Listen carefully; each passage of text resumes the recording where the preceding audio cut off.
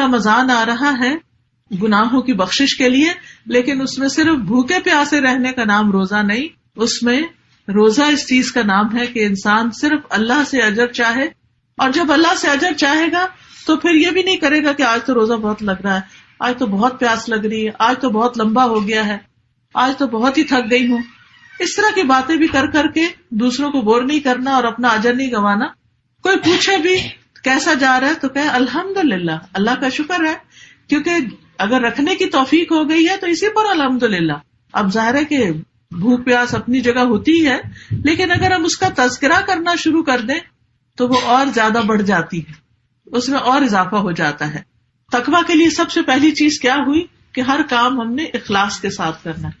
تو رمضان میں جتنی بھی نیکیاں کرنی ہے وہ صرف اللہ کی خاطر کرنی ہے، ان کا تذکرہ نہیں کرنا، چرچا نہیں کرنا، شہرت نہیں کرنی، لوگوں کے سامنے بڑا بن کے نہیں دکھانا، بلکہ خاموشی کے ساتھ اپنی عبادت کرنی ہے. پھر اللہ کے رسول صلی اللہ علیہ وسلم کی سنتوں کو اپنانا.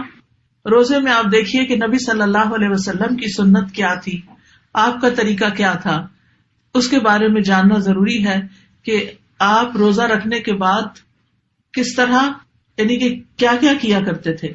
آپ دیکھیے کہ ہم جب روزہ رکھتے ہیں تو ہم سوچتے ہیں اچھا ہم سو کے روزہ گزار لیں گے، ہم کوئی پروگرام دیکھتے رہیں گے، اسکرین پہ وقت گزار دیں گے. یہ صرف بھوک پیاس کاٹنا کا مقصد نہیں ہے. اصل مقصد یہ ہے کہ انسان اس بھوک پیاس کو برداشت کرتے ہوئے اچھے اچھے کاموں میں اور زیادہ آگے بڑھے، حتیٰ کہ دل میں کھٹک والی چیزوں کو بھی چھوڑ دے. یعنی روزے کی حالت میں جب آپ کو محسوس ہو کہ یہ کام کچھ سوٹ نہیں کرتا کہ روزے کے ساتھ میں سارا وقت ایسے شغل میں لگی رہوں. مثلاً اگر آپ اسکرین کھولیں گے تو کوئی ایسی چیز نہیں دیکھیں گے کہ جس کو دیکھنا حرام قرار دیا گیا ہے. مثلاً کسی مرد یا عورت کا جو ستر ہے، چھپانے والا حصہ ہے، اس کو دیکھنا حرام ہے، یہ آنکھوں کا زنا ہوتا ہے.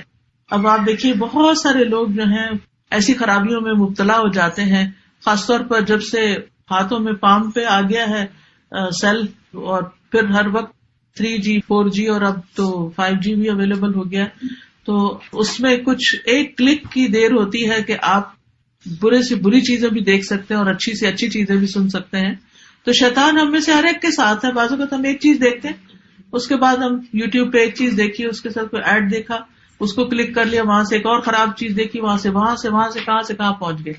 جی اپنے آپ پاپ اپ ہو جاتی ہیں، اور پھر آپ اس کے شیطان جال ڈالتا ہے نا، تو وہ جال میں پھنس جاتے ہیں آپ. اور پھر تو لیکن اللہ تعالیٰ نے ہمارا ایک ضمیر رکھا ہے، ہمارے اندر سے ایک آواز اٹھتی کہ یہ ٹھیک نہیں.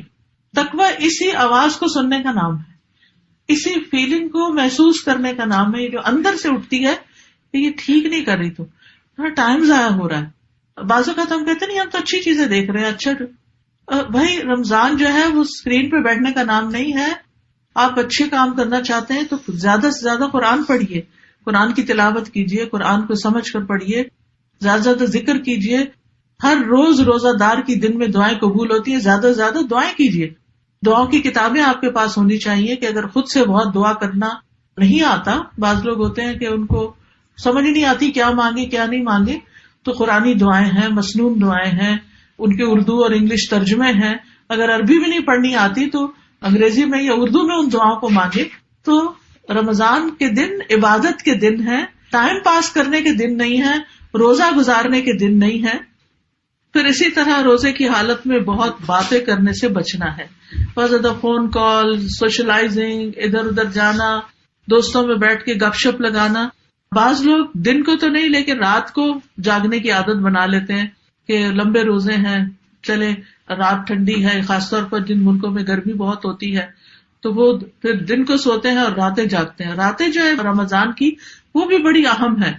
اس میں پھر عبادت کی بجائے بعض اوقات لوگ مل بیٹھ جاتے ہیں، کھانے پینے کا دور چل رہا ہوتا ہے، گپ شپ کا دور چل رہا ہوتا ہے. تو اس سے بھی پرہیز کرنا چاہیے. رمضان میں فوکس ہونا چاہیے عبادت کی طرف.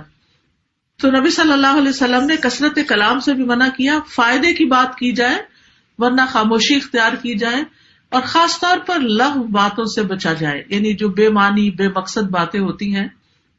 رسول اللہ صلی اللہ علیہ وسلم نے فرمایا روزہ صرف کھانا پینا چھوڑنے کا نام نہیں، بلکہ روزہ تو لغو، ہر بے فائدہ اور بےہودہ کام اور جنسی خواہشات پر مبنی حرکات اور کلام سے بچنے کا نام ہے. لہٰذا اگر کوئی تمہیں گالی دے یا جہالت کی باتیں کرے تو اسے کہہ دو کہ میں تو روزے دار ہوں. یعنی لڑائی نہیں جواباً کرنی یا لڑنی، بلکہ کیا کہنا، میں تو روزے سے ہوں. تو دوسرے کو بھی یاد آ جائے گا اور اس طرح وہ بھی لڑنا جھگڑنا چھوڑ دے گا. پھر فحش گوئی اور بد کلامی، گالی گلوچ، ایسی ڈانٹ ڈپٹ کہ جو انسان کے اخلاق کے منافی ہو، اس سے بھی بچنا چاہیے. رسول اللہ صلی اللہ علیہ وسلم نے فرمایا، جس نے بری باتیں اور جھوٹ نہ چھوڑا یعنی روزہ رکھ کے، تو اللہ تعالیٰ کو اس کا کھانا پینا چھوڑنے کی کوئی ضرورت نہیں. یعنی اللہ تعالیٰ یہ نہیں دیکھتا کہ کون کون بھوکا ہے، وہ یہ دیکھتا ہے کہ کس نے اپنی زبان کی حفاظت کی ہے، اپنے دل کی حفاظت کی ہے، اپنے اخلاق کو بہتر بنائے. کیونکہ جیسے میں نے شروع میں عرض کیا تھا کہ رمضان کی آمد کا ایک مقصد، اللہ نے جو رمضان کے روزے ہم پہ فرض کیے، اس کے پیچھے کوئی مقصد ہے، اور مقصد کیا ہے؟ سیلف امپروومنٹ، کہ ہمارے اندر تقویٰ آئے اور ہم پہلے سے بہتر انسان بن جائیں اور ہماری ایک تھورو کلینزنگ ہو جائے ہر اعتبار سے. پھر امام راغب کہتے ہیں کہ تقویٰ سے مراد نفس کی حفاظت ایک ایسی چیز سے کرنا ہے جو گناہ میں ڈالتی ہو. یعنی ہر وہ دروازہ جس سے انسان گناہ کی طرف جاتا ہے اس کو بند کر دینا ہے. جیسے شروع میں عرض کیا میں نے کہ آپ اپنے یعنی کہ ویب سرفنگ میں یا یوٹیوب پر اپنے اوپر خوب چیک رکھیں کہ کوئی اچھی چیز سنتے سنتے کسی اور چیز پہ اٹک نہ جائیں.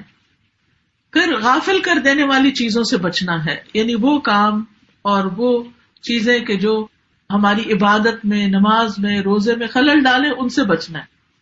3 چیزیں ذہن میں رکھنی ہیں کہ سارے جنت کے دروازے کھلے ہیں. تو اگر اس مہینے میں اگر اللہ مجھ کو اٹھا لیتا ہے، یا یہ ہے کہ میں اچھے کام کرتی ہوں تو جنت ویلکم کرنے والی ہوگی، اور جہنم کے دروازے بند ہیں تو مجھے بھی کوئی ایسا کام نہیں کرنا کہ وہ دروازہ کھلے. اور پھر تیسری چیز یہ ہے کہ اس امید پہ روزے رکھنا کہ اللہ مجھے آگ سے آزاد کر. پھر دعاؤں کی قبولیت کا مہینہ ہے، دعائیں خوب کرنی ہے. پھر خصوصاً افطار کے وقت جہنم سے آزادی کا موقع ہے. جابر رضی اللہ عنہ سے مروی ہے کہ رسول اللہ صلی اللہ علیہ وسلم نے فرمایا، یقیناً اللہ تعالیٰ ہر افطاری کے وقت لوگوں کو جہنم سے آزاد کرتے ہیں. تو افطار سے پہلے ضرور دعا کیجیے کہ یا اللہ مجھے جہنم سے آزاد کر دینا، کیونکہ اصل کامیابی اسی کی ہے، وَمَنْ زُحْزِحَ عَنِ النَّارِ وَأُدْخِلَ الْجَنَّةَ فَقَدْ فَازَ. جو آگ سے بچا لیا گیا اور جنت میں داخل کر دیا گیا وہ دراصل کامیاب ہوا. ذکر اور تلاوت قرآن ہے. قرآن مجید میں اللہ تعالیٰ فرماتے ہیں وَاذْكُرُوا اللَّهَ كَثِيرًا لَعَلَّكُمْ تُفْلِحُونَ، اور اللہ کو کثرت سے یاد کرو تاکہ تم فلاح پاؤ، کامیاب ہو جاؤ.